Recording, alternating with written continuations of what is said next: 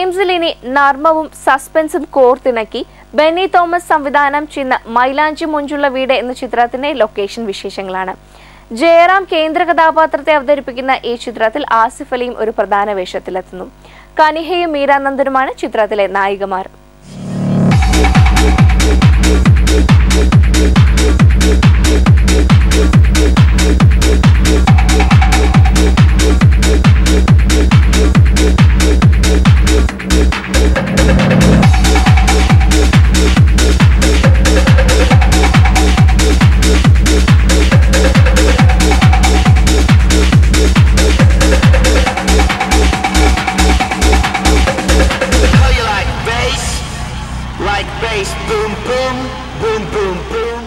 മൈലാഞ്ചി മൊഞ്ചുള്ള വീട് പേര് സൂചിപ്പിക്കുന്ന പോലെ തന്നെ ഒരു സൗന്ദര്യമുള്ള സ്നേഹമുള്ള ഒരു കഥയാണ് ഈ മൈലാഞ്ചി മൊഞ്ച് എന്ന ചിത്രത്തിലൂടെ പറയാൻ ഉദ്ദേശിക്കുന്നത്.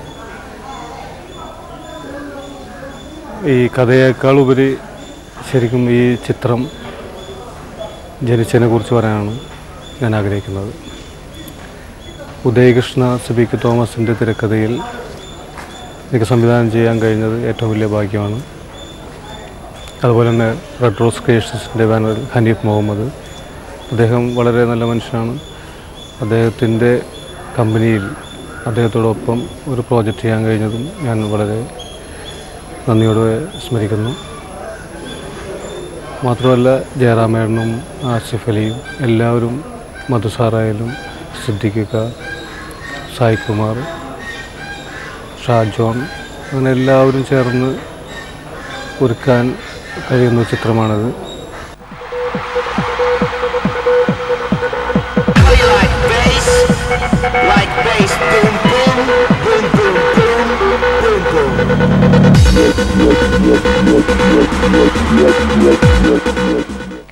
റെഡ് റോസ് മൂവീസിന്റെ ബാനറിൽ ഹനീഫ് മുഹമ്മദ് നിർമ്മിക്കുന്ന ഈ ചിത്രത്തിന്റെ രചന നിർവഹിച്ചിരിക്കുന്നത് ഉദയകൃഷ്ണ സിബിക്ക് തോമസ് ടീമാണ്.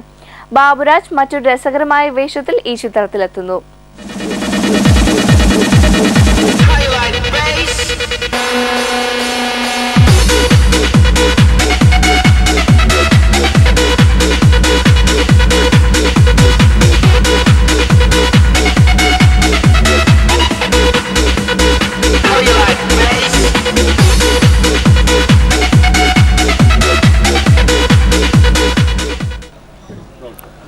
ഞാൻ നിർമ്മിക്കുന്ന 5ാമത്തെ സിനിമയാണ് മൈലാഞ്ചി മൊഞ്ചുള്ള വീട്.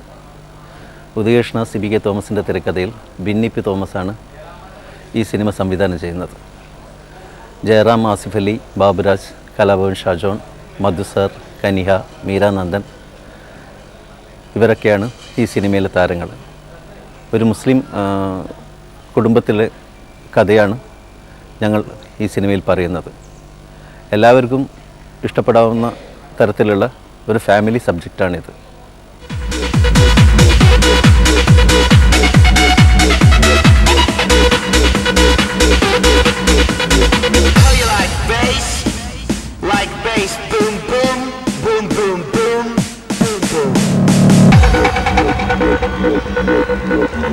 When I say how you like bass, I want you to shout it.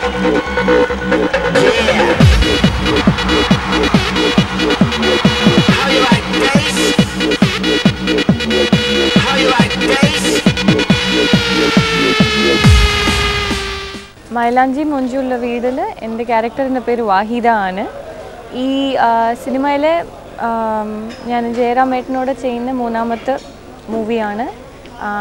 Bhagyadevatha പിന്നെ മൈ ബിഗ് ഫാദറിന് ശേഷം ഒരു 5 years ഗ്യാപ്പിന് ശേഷമാണ് ഞാൻ ജയറാമേട്ടനോടൊപ്പം വീണ്ടും പേരായിട്ട് അഭിനയിക്കുന്നു. I'm very excited.